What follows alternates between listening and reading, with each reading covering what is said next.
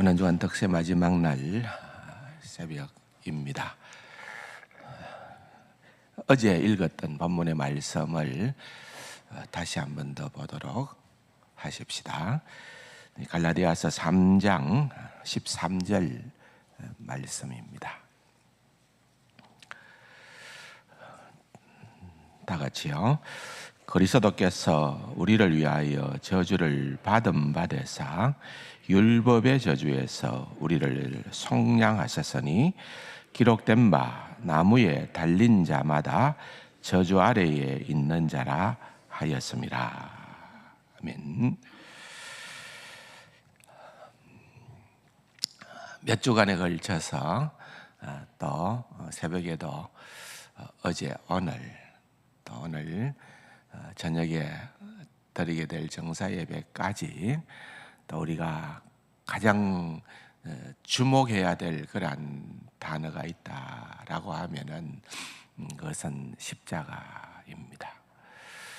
십자가의 의미가 무엇인가라고 하는 것을 우리가 계속해서 살펴보는 거죠. 이것은 평생 알아가도 다음이 없는, 끝이 없는 그런 깊은 의미가 담겨 있는 말씀이라고도 볼 수가 있습니다. 어제 제가 이 본문의 말씀으로 말씀을 전하면서 마지막에 두 가지를 말씀을 드렸습니다. 오늘 이 본문의 말씀은 그리스도께서 저주를 받으셨다라는 것을 기억하는 것이 중요하고, 두 번째로는 그리스도께서 우리를 위하여 저주를 받으셨다. 우리를 위하여, 우리를 대신하여, 우리 때문에 저주를 받으셨다는 사실을 기억하는 것 너무나도 중요하다고 그렇게 마무리를 설명 없이 그렇게 드렸습니다. 이 부분은 너무 중요하기 때문에 조금 저희들이 깊이 있게 생각을 다시 해 봐야만 하는 것입니다. 여기에 오늘 본문의 하반부에 있는 기록된 바라고 하는 것은 신명기에 있는 말씀을 인용을 한 겁니다. 나무에 달린 자마다 저주 아래 있는 자라는 것입니다. 십자가의 나무죠. 십자가의 나무에 달린 자는 저주를 받은 자라는 당대의 이스라엘 백성들에게는 그러한 사고들이 당연히 있었던 것입니다. 그런데 죄 없으신 우리 주님께서 그렇게 저주를 받으셔야만 했던 그 이유가 무엇인가? 갈라디아서에서 사도 바울은 언급을 하기로 우리를 위하여, 그 말입니다. 우리를 위하여,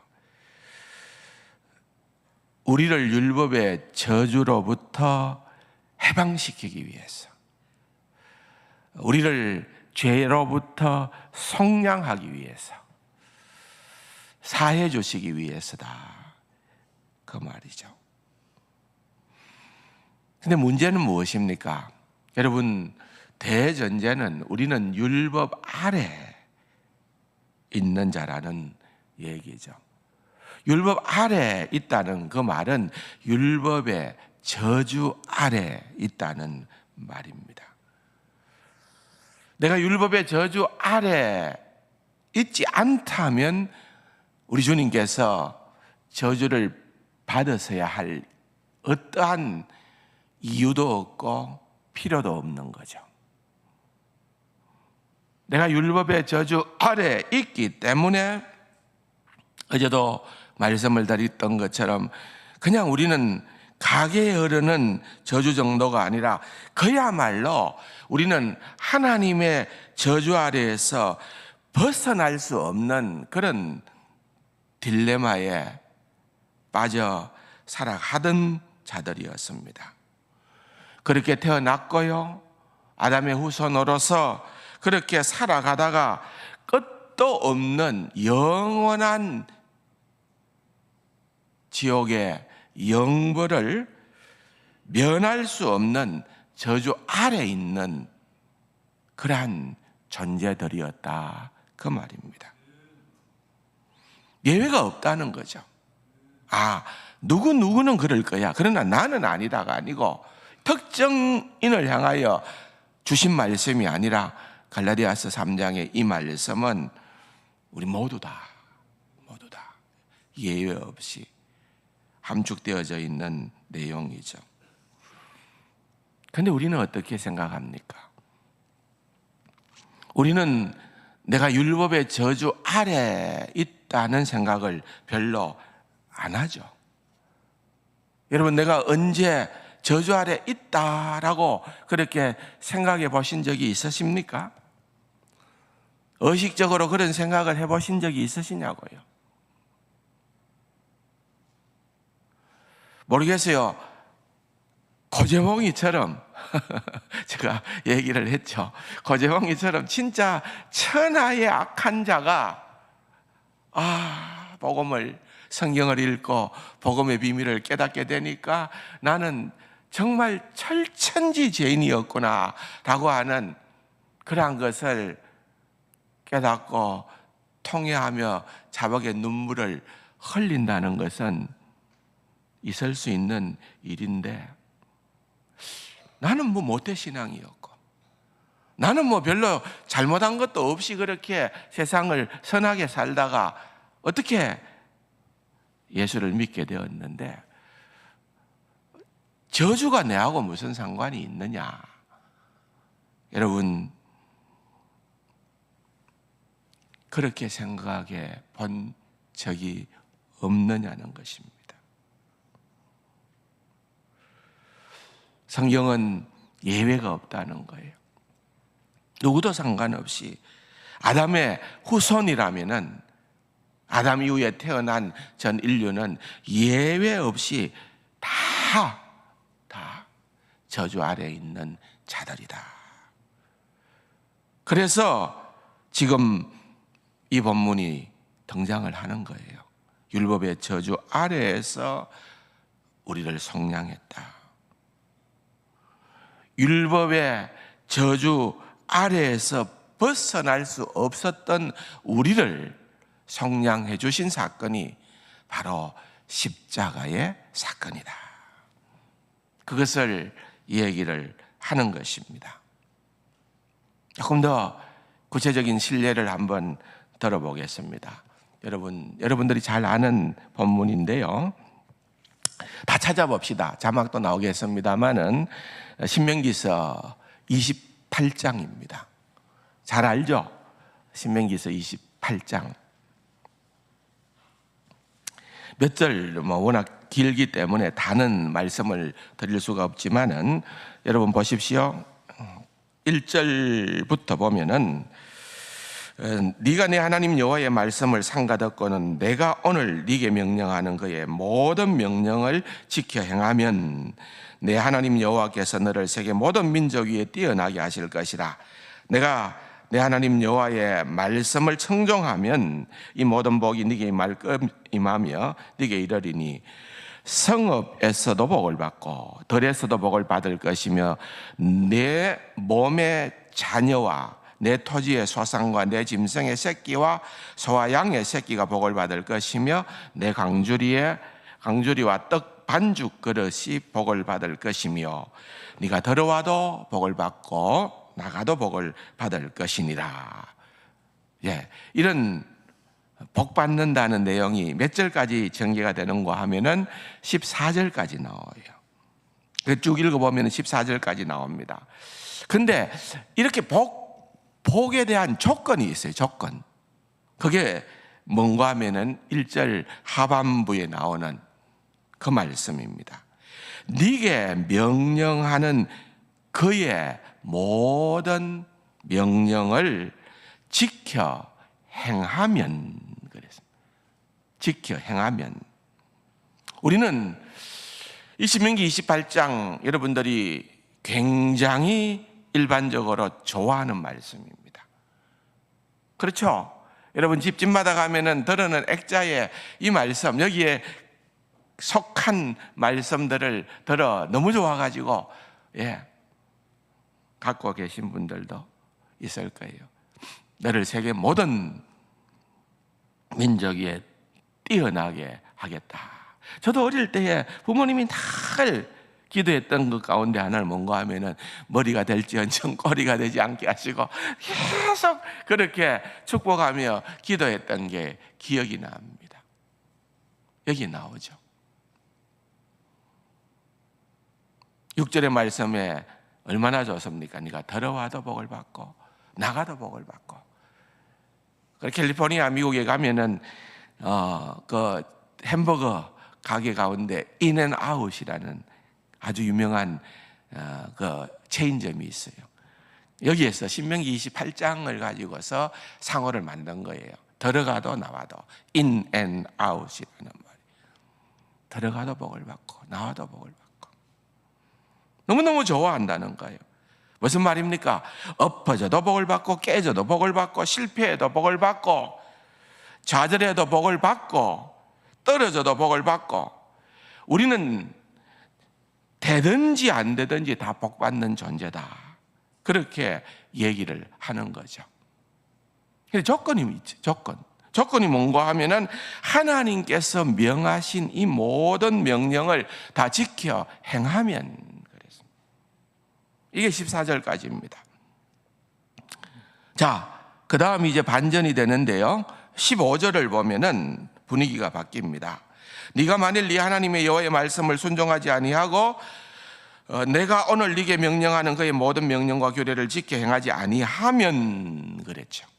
이 모든 저주가 네게 임하며 네게 이럴 것이니 네가 성읍에서도 저주를 받고 들에서도 저주를 받고 내 강주리와 떡 반죽 그릇이 저주를 받고.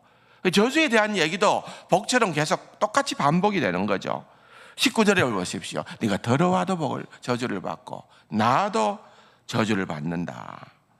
무슨 말입니까? 그러니까 네가 돈을 많이 벌어도 저주를 받고 사놓은 주식이 올라가도 저주를 받고 네 자식들이 명문대에 합격해도 저주를 받고 너희들이 되든지 안 되든지 간에 다 저주야. 그 말인 거예요. 굉장히 무서운 말씀이죠. 굉장히 무서운 말씀이에요. 28절을 한번 볼까요? 여호와께서 또 너를 미치는 것과 눈먼 것과 정신병으로 치시리니 맹인이 어두운 데서 더듬는 것 같이 네가 백주에도 더듬고 네 길이 형통하지 못하여 항상 압제와 노략을 당할 뿐이니 너를 구원할 자가 없을 것이며 네가 여자와 약혼하였으나 다른 사람이 그 여자와 같이 동침할 것이요 집을 건축하였으나 거기 거주하지 못할 것이요 포도원을 심었으나 네가 그 열매를 따지 못할 것이다. 포도원을 건축해요. 사업이 잘 된다는 얘기죠. 집을 지어요. 돈이 있다는 얘기죠. 결혼을 해요. 망한대요. 저주에서 벗어날 길이 없다는 거예요. 저주에서 늘 벗겨줄 자가 없다고 말입니다. 그런데 그 조건이 있다는 거죠. 조건. 그 조건이 뭐냐 하면은 15절에 말한 것처럼 네가 오늘 하나님께서 네게 명하시는 모든 명령과 규례를 지켜 행하지 아니하면. 여러분 이게 뭐예요? 신명기 28장 이게 율법이라는 거예요. 율법은 아담이 범죄한 이후로 하나님께서 범죄한 인간들에게 모세를 통하여 주신 것이 율법입니다. 근데 여러분 우리는 이 하나님께서 모세를 통하여 주신 하나님이 율법을 주신 의도를 잘 이해할 수 있어야 되는 겁니다. 하나님께서 지금 모세를 통해서 이 정도로 말씀을 하셨을 때에 이스라엘 백성들의 반응은 좀 낭만적이었습니다. 순진했어요. 그들은 우리는 하나님 주신 이 율법을 지켜 행할 수 있다라고 생각을 한 거예요. 그래서 뭐라고 대답을 합니까? 우리가 다 준행하겠나이다. 그런데 여러분, 이 신명기서 28장을 묵상하면은요, 가만히 한번 생각해 보시오. 이 말씀이 여러분 우리한테 복일까요? 재앙일까요? 여러분 잘 한번 생각해 보십시오. 자, 네가 만약에 하나님께서 말씀하시는 모든 명령을 다 지켜 행하면 복인데, 그럴 때에는 들어와도 복을 받고 나가도 복을 받고 엎어져도 복을 받고 서도 복을 받고. 그런데 이 모든 명령을 다 지켜 행하지 아니하면은 저주밖에는 없다. 이게 율법이라는 거죠. 율법. 근데 사실 우리가 이 말씀을 좋아한다는 것은 굉장히 어려워요. 여러분들이 오늘 새벽에 좀 멍하니 이 말씀을 읽으니까 긴가 그렇게 생각할는지 모르겠는데, 오늘 집에 돌아가서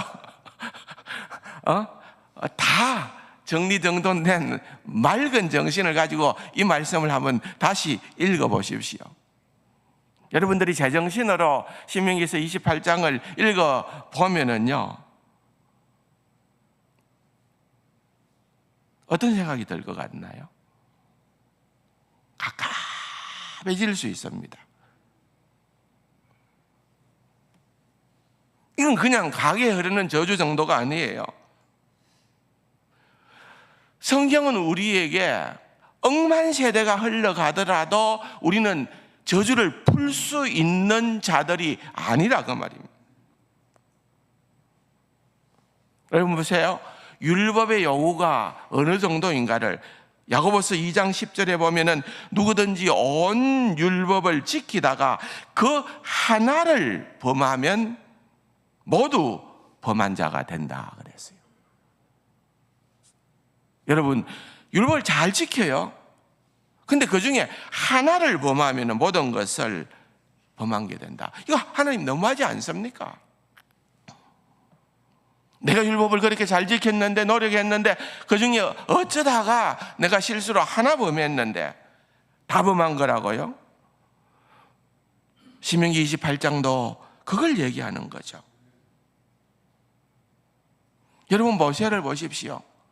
40년 동안 하나님의 명령을 따라서 그렇게 죽도록 충성했는데 참고 얼마나 참았으면은 모세를 온유한 사람이라고까지 했나요? 그런데 반석에 물을 내라고 할 때에 반석을 때렸다고 해서, 백성들에게 뭐라고 했다 해서 그는 가나안 땅에 못 들어갔어요. 여러분, 율법이라는 것은 뭔가 하면은 하나님의 성품을 그대로 보여주는 거예요. 하나님은 완전하신 분이다. 우리가 찬양을 그래 하죠. 완전하신 하나님. 그렇게 찬양을 하는데 사실은 이건 굉장히 무서운 이야기입니다. 하나님은 완전하세요. 그런데 반면에 우리는 불완전할 뿐만 아니라 너무나도 많은 결핍을 가지고 있고 너무나도 많이 망가졌고 너무나도 많이 결함이 있는데 하나님은 완전하시대요. 여러분, 우리 사람들도요, 어떤 사람들은 좀 완벽주의자들이 있어요. 그죠? 저는요, 새벽 기도 올 때에 적당하게 교통위반합니다. 차가 없으면은, 사람이 없으면은 뭐 그냥 대로길은 아니지만은 우리가 보통 가는 그런 길에서는 빨간불이라도 극히 주의하며 지나갑니다.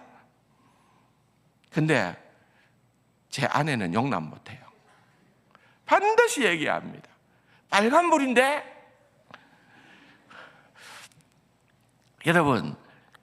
여러분 사람도요, 옆에 좀 완벽한 사람이 있으면은, 그렇다고 제 아내가 완벽하다는 말은 아니고 좀 완전을 추구하는 사람이 있으면은 불편해져요. 말은 안 해도. 그래서 가만히 보십시오. 여러분들도 좀 나는 특별히 그런 사람이다 하면 여러분 주변에 사람이 없어요. 안 가려고 해요, 사람들은요. 그런데 하물며 하나님 완전하신 하나님. 예수님께서 산상수훈의 말씀을 하시면서 하늘에 계신 너희 아버지의 온전하신 같이 너희도 온전하라. 기준이 사람이 아니에요. 누구예요? 하나님이라는 거예요.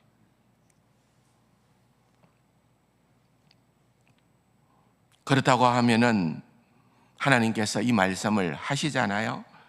오늘날 너희에게 명령하신 모든 명령을 규례를 다 지켜 행하지 않으면 그건 저주라는 거예요.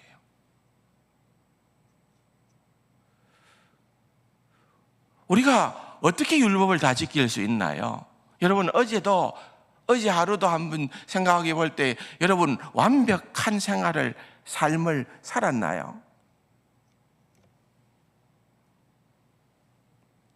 우리가 진짜 길을 서고 악을 서고 어떻게 한다손 치더라도 우리가 가지고 있는 그 의로움으로 우리가 행하는 그 선행으로 여러분 우리는 완벽해질 수도 없고 저주를 풀 방법이 없습니다. 그래서 갈라디아서 2장 16절에 보면은 율법의 행위로 구원을 얻을 사람이 없다 그랬습니다. 율법은 그런 거예요. 여러분 시험을 쳐요. 100점 맞아야 되는데 99점 맞았다. 이거 합격 아니라 이 말이에요. 율법이 얘기하는 것은. 우리가 볼 때는 A 플러스예요.